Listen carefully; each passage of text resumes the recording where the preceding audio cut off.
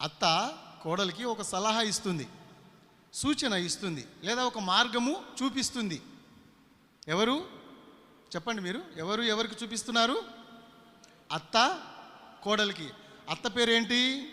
Naomi. కోడలి పేరేంటి? Ruth.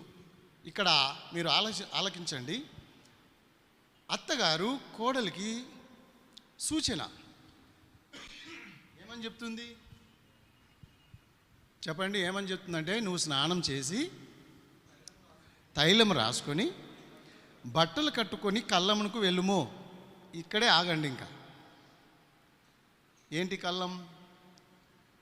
ఎవరి కళ్ళం? ఇదంతా మనం చూడవచ్చు. నయోమి, రూతు విధవరణులుగా ఉన్నారు. అత్తకు భర్త లేడు, కోడలికి భర్త లేడు. అత్త భర్త చనిపోయాడు, కోడలి భర్త చనిపోయాడు. వీళ్ళిద్దరూ విధవరణులుగా ఉన్నారు.